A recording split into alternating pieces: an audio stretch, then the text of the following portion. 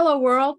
I'm Dr. Helen, CEO, that's Chief Engagement Officer of Dr. Helen Holton and Associates, and your host for Dr. Helen Speaks, Strengths, Resilience, and Leadership. Welcome to today's show. Sharing the experiences, wisdom, and insights of leaders is a way to encourage you to share your knowledge learned as a leader.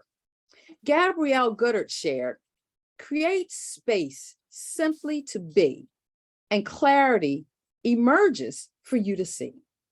Let me say that one more time. Create space simply to be, and clarity emerges for you to see. Isn't that powerful?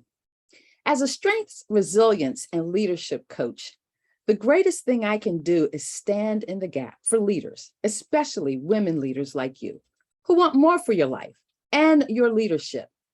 The number one goal is to motivate, inspire, and change your reality by supporting you as you move forward in pursuit of your dreams and desires. Your greatest you is ready to break through to your best you. And Dr. Helen Speaks is a resource to help you get there. How about that?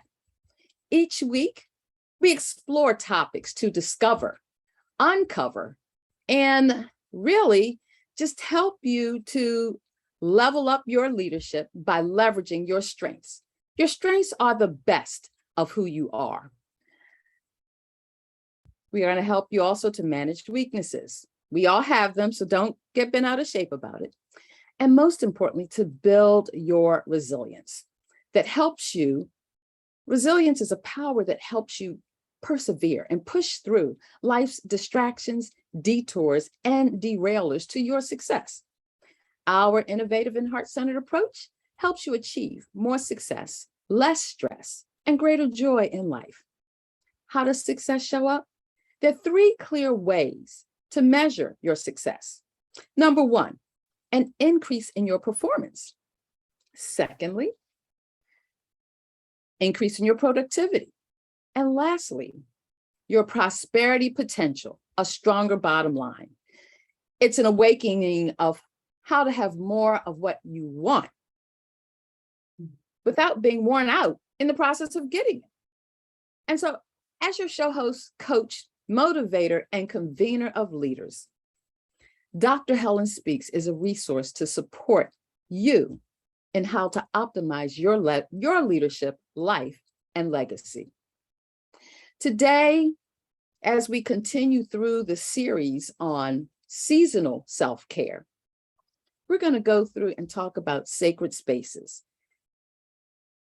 But I always ask this question at the top of every show, and it ties into where we're headed today. And that is, we are headed in that space of sacred spaces. And why I'm so excited about that, because it's in sacred spaces that you really realize what it means to create an environment for you to do better self-care. Over the years, here's what we've learned. Here's what I've learned. At the heart of what you want lives within you, a higher power to deepen your awareness and engagement with your best self. It's through your willingness to confront your deepest truths about yourself, of what you really want for your life, that transformation begins. It begins with you, personally and professionally. The key ingredient is your engagement. It's one of the most effective ways to level up your leadership and leverage your strengths for more satisfaction, peace, and power. Couldn't we all use a little bit more of that? It houses your personal why, your unique path to be seen, heard, and impactful. How you engage yourself and others is what sets you apart from anyone else. On some level, isn't that what you really want for your life? To have a genuine sense of belonging where the world gets to connect with the best of who you are? My personal commitment to you is to help you bring your best, your A game to the world. It's here that we support, guide, and coach you to connect and engage deeper with who you are at your best. What keeps you moving forward from here to what's next? There's not a new thing under the sun. What is new is your knowledge, perspectives, and actions you take through a more informed lens, shaped by the wisdom of lessons learned, lived experiences, and earned expertise, shared here by leaders like you. Dr. Helen Speaks is here to ignite your spark and fuel your flame to think, be, and do more of who you are, to get more of what you really want for your life as a leader. Catch the show live on the Win-Win Women TV network every Tuesday, 10 a.m. Pacific time and 1 p.m. Eastern time.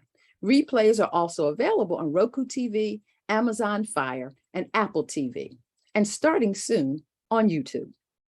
Here's a shout out to Paula Fellingham, founder, visionary leader, and dream weaver of the Win-Win Women Network.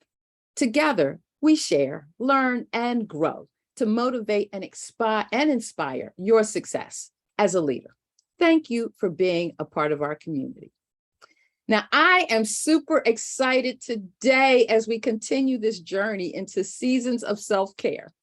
Our guest today is one of my dearest sister girlfriends from our days in undergrad at Morgan State University.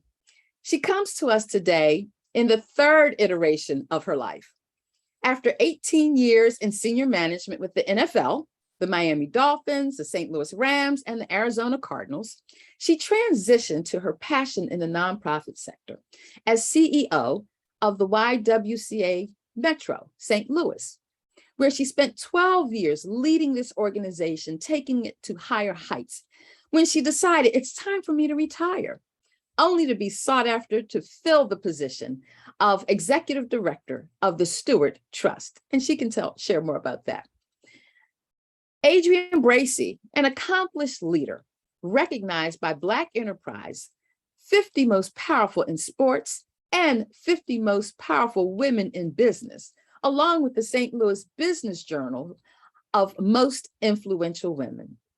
Before we take a deeper dive, grab your note-taking device, pen or paper, tablet, computer, whatever means you capture those nuggets of wisdom, insight, and aha moments that will empower you to think, be, and do more. We don't want you to miss anything. And just in case you do, you can always catch the replay from one of our outlets. Put this show on your calendar as a weekly reminder. Share it with your friends and colleagues. Let's make our circle bigger. You never know who might show up in this space to be blessed and be a blessing. Ready to go? Great. Me too. Seasonal self-care, sacred spaces. Adrienne Bracey, thank you for being here with us today. I am just so excited because all the years I've known you, you are the queen of self-care. Welcome to the show. Well, Dr. Helen Holton, it is truly an honor and privilege, and I am humbled to be on this show, and I'm so incredibly proud of you. As you say, we've been friends for decades, and to see where we're both in the space of coaching is just joy to my spirit and my heart, and to be able to share with your viewers the importance of self-care and having that secret place. Thank you. Thank you. And I want to kick this off because as I was, I know what you've been doing for the past umpty years. And as I was reading your formal bio, I said, you've had 3 different seasons of a career. Mm. And I'm sure that self-care showed up and had a different impact with each of those seasons of your professional life. Why don't you tell us about that and how you got started on really becoming, to me, the self-care guru? Okay. Well, it started a long time ago. Really, it started when I entered into the NFL, and it was probably my 10th year. I was with the St. Louis Rams. It was in 1999 that I attended an owners meeting in March of 1999, and the guys went to play golf, and I went to the spa. And it was at that moment, it was a 5-star resort. And so the spa was fabulous, Helen, when I tell you fabulous, as you know, you've heard the story, but that's when I realized, oh my gosh, this is taking my self-care to a whole new level. And so that's really how I got started, and that part of my self-care. And as we'll talk later, for me, self-care really is holistic. It's the mind, the body, and the soul. But that particular experience at the spa was more of my, actually, that took care of all three pieces. That was a mind, body, and soul moment at that time. I love it. When I think of self-care, one of the things for me, I'm a professed workaholic. I will admit it. I know I'm not always willing to admit it.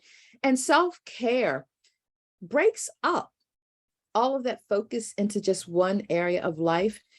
And it's amazing how something as simple as a 15 minutes chair massage in an airport can make all the difference in the world. Shoulders, learning, where do I carry my stress? And we all carry it differently. It shows up differently for us. How did you determine frequency? And, was it determined by the level of stress? Was it about regularity? So let me back up a minute. Okay, I brag on your basement, and I say in most homes where a married couple live, it's considered the man cave. But within the man cave in your basement is the queen's sanctuary, and that has everything in it so that whatever's going on outside of it doesn't faze you. Tell us how you came to the space and place of really being more intentional about carving out self-care time for you. And so again, it goes way back when I realized that in order for me to have that peace that we all want, it's that peace that I can't get from work. When I go to work, my mind is going, I'm constantly going. I have family in Miami and Florida that I help. And so that's stress added. It's just a lot of stressors in my personal life. Over the years, I've been able to manage them through self-care, and having that sanctuary, which started back in 1999, going to that spa. I wanted to carry that forever. It's like, I wish I can bottle this experience up and keep it with me. And when I got home, I said, I can actually make a sanctuary, a spa sanctuary for myself with my waterfall. I love the sound of water. With my spa music, as you know, I have about 100 music songs on my iPhone, with my candles, with my diffusers, with my pillows, just any and everything that made me feel relaxed, at peace, that then I could then recharge so that I can then wake up in the morning or in the evening or whenever and help those who are in need, because that's really my passion, is helping others. But I can't do that if I'm drained. And so I realized, in order for me to help someone else, I have to help Adrienne. And it is so true what the airplane says. Put on your mask first before you help others. Because I can't, if I don't put on my mask, then that person may survive, but I may die. And so to keep myself from dying inside and being frustrated, because what would happen, Helen, is I would get so frustrated that I was too tired to take care of me and myself, because I was taking care of everyone else. And so I took that airplane slogan to heart, putting on my own mask first. Well, interestingly enough, it's more than a slogan with the airlines. It's really one of their safety measures to see that should an emergency occur, that there's a greater probability of everyone being helped that needs help if you take care of you first, particularly when you realize there are children on the plane or adults on the plane that aren't able to maneuver as quickly. As I say, the seasoned saints, as we're getting closer to that category. I know. Wait, it shows visibly on me. No, you look beautiful. But it's really important. And I remember, it's funny when you mentioned pillows, because I think it was Weston that started that they put those little bottles of lavender spray and they say, oh, spray it on your pillow, your pulse points before laying down for slumber to help you rest. Now, the workaholic that I am, I don't need much assistance to go to sleep, but I will tell you there's a distinct difference in restful, peaceful sleep and sleep out of exhaustion. Making the time to do that. And I'm just reaching that place where it's like, you know what? No, I can't. I am not the Energizer Bunny. I cannot just keep going and going and going and going as if there's no end, because there is one. And making the time and space to create those sacred spaces, which they can even happen in your mind. Yes. Meditation. I remember when Oprah and Deepak started their partnership around meditation and peacefulness and centering, came with some music, came with some nice words to set the mindset for you to just slow down. Yes. That is so true. And as you said that, it just brought to memory the season that I'm currently in right now, which is doing exactly that. So as you know, I took a course through Valerie Burton to become a certified coach. And I actually had a coaching partner. In the class, you had to have a coaching partner. And so I so remember my coaching partner, both of us talking about self-care. And that partner has moved on to another phase, and she's brought me with her. It's a session that I'm taking now called Positive Intelligence, where you have to take throughout the day 2-minute meditation, so to speak. So what you just said, it recharges you. It gives you that positive mental attitude, and you're able to then handle the stresses of the day. That the session, it's called sabotage or saboteurs. And so saboteurs, that thinking, that negative thinking, and how that drains us. And we sometimes don't even realize it. That's the fascinating thing of going through this course that I'm taking now. So you're so right. But going back to sleep, that's part of self-care, I have to say. And I've always been jealous of you that you can go to sleep right away. You and my husband, for whatever reason, I don't care what's happening, you two can just sleep. And for me, I am the total opposite. My mind just thinks all night. I mean, sometime at 3 o'clock, it's like, oh, I just remembered I need to do both. So it's important to that self-care, that rest. There's nothing like good sleep. And as we get older and age, I mean, there's studies that show that rest and sleep really helps take away the memory loss.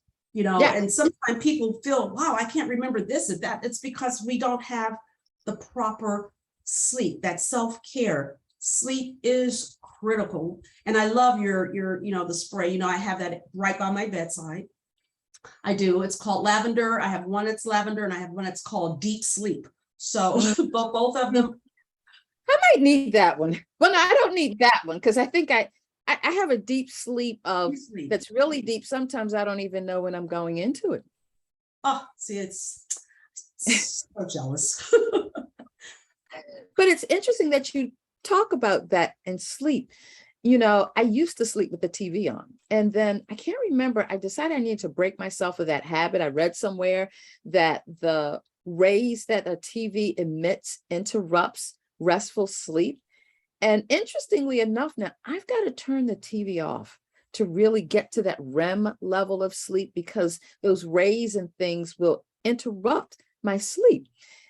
Even now, as you said, as we live longer, oh, what a blessing. Yes, it is. I require more rest to be at my best. And I realize that when I get more rest, and sometimes it comes by way of a nap, and sometimes it's by way of getting a good, 7 hours at a clip for me is like, oh my gosh, amazing. I can remember it was 3 or 4 and it was like, oh, I got to keep going. And I don't have time for that. And making the time to be in that space and place to just rest. It's also a part of building your resilience. When you are just exhausted, going to that place of reserve that helps you when you need to persevere, to push through, is not fully functioning because you aren't. And so rest becomes a critical component to help you understand and be in that space. Absolutely. And when you talk about sacred places, that's your bedroom. You know, we have to be intentional about that. And so for me, you know, it's like my spa. You know, my husband, he's used to it. At first it was kind of foo-foo, but now he understands that is so important for the bedroom to feel like my sacred place where I can rest and not have things all over the place. And, you know, everything has to be in order when I go to bed. And so it's important. So that's part of this, having that sacred place, your bedroom. That's critical. That's true. That's true. I find that, you know, I have a little resting place in my office, but it's only a place to rest my body, not my mind. So it's difficult for me to go to sleep there. But if I'm like really grinding on a project, I may go over there and sit for a while and do something a little lighter than what I'm doing when I'm just in front of that computer cranking it out. And so sacred spaces can really be anywhere. As you say, it could be in a place in your basement, a place, a spare room in your house, or a corner in your bedroom where you dedicate it to. If I'm in this space, I'm shutting out the world. So it's not as if you have to have a whole floor to be your sacred space. That's what they make spas for. You know, I can remember my very first spa experience. I didn't want to leave. I wanted to say, can you just wake me up tomorrow? I think I want to soak this up some more. And, you know, the pleasant reminder, no, you can't stay here that long, you know, but come back soon. Yes. And I think when we talk about seasons, just like you're in the third season of your professional life, what's the impact or the difference that how you earn your living, how you're leading in the space of which you are, increases or decreases that need for self-care, or does it? Well, so yes, it does, but it doesn't require a major change in my lifestyle just because I'm going from one phase of my career to another phase. It's transferable. So my self-care, my sacred place, all of that has been transferable. And I spoke earlier that it's holistic, mind, body, and soul. So my sacred place starts early in the morning. And I give my first time to the Lord. So that starts my day. That starts my sacred place. That starts my self-care. That starts everything. And I can always tell in my day when things are not going right is when I typically run out of time, or I don't make time, I should say, for my prayer and my devotion in the morning. So that I've been doing that for years, at least a couple of decades of making. More than that. Yes, that, I mean, it's like, it's so critical for me personally is to give that first time of my morning before I go into my computer, my text messages, my emails, is for me to just get quiet in my secret place. And we, like you said, your secret place could even be in the bathroom. It could be anywhere. It doesn't matter as long as it's just your time. And so I do that. So that's how I start my day. And I can't tell you the reward that I get all day long from that time in the morning. Some, you know, I've had some sisters say, how much time do you need? It's personal. It's just your time. It could be 5 minutes, it could be 10, it could be an hour, it could be 2 hours, whatever you give to the Lord for me is important. So that's my first part of my day, which is my secret place, which is I can't even explain it. It's so awesome. It's just so awesome. And so I would just really encourage listeners to consider that as being part of your self-care plan. So that's my self-care plan. And then throughout the day, I do take time. I have this app, Headspace, downloaded on my phone. So I listen to Headspace throughout the day, especially when I'm feeling overwhelmed. I just take some time and I do my meditation. Could be 2 minutes, it could be 1 minute breathing. So that carries me through the day. And then, throughout the day, I do that. And then I try hard to get at least 30 minutes of something, exercise, something, walking. Sometimes I actually just do it in the house. I just walk around the house 30 minutes because most of us now have the counter, the Fitbit or the iPhone, whatever, to get your steps. And so that's a big part of my day. And now I'm trying to eat right. I don't do it every day, and I'm not good. And all of these things that I'm telling you, I don't do every day, but I try as hard as I can.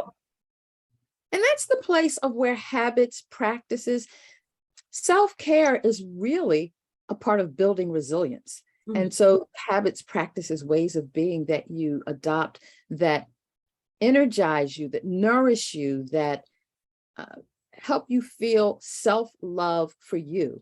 And I often say that before my feet touch the floor in the morning, I have spent time with God in the morning. It starts my day off. I know that no matter how bad the day before may have been, when I wake up in the morning, it's like a clean slate.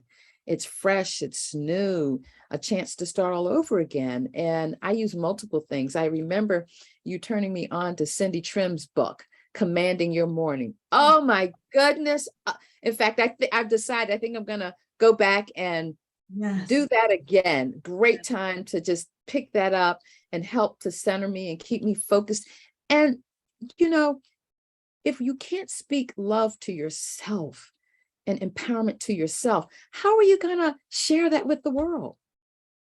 So as we're winding down, Adrienne, I can't tell you how special this is having you here today. And I remember I went through Valerie's certified personal and executive coaching program a few years ago, and loved it, just absolutely loved it. Of course, I've been through several coaching certifications. I think I just fall in love with how to help people help themselves, because I don't know the answers. Lord knows I don't even know all the answers for me. How might I know them for someone else? Absolutely. What parting comments do you have to share with our audience today?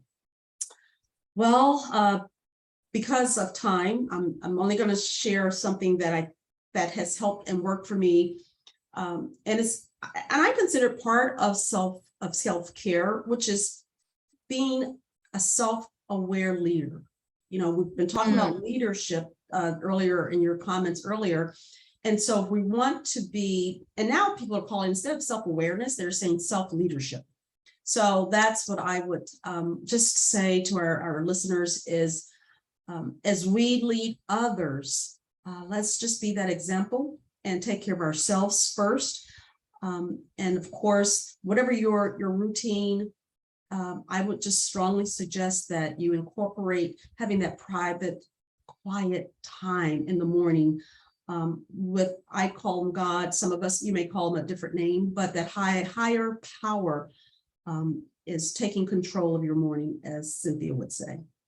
So I love it. I love it. What we really want for our lives as women leaders, I guess it could be men as well. Well, 1 and 2 at least. They're wrapped up in who you are, your desires, your dreams, passions, and pursuits, the imprint in this life that only you can make. Number 2, your purpose. What are you here for? What mark do you want to leave in this world? What's your legacy? We all have one to leave.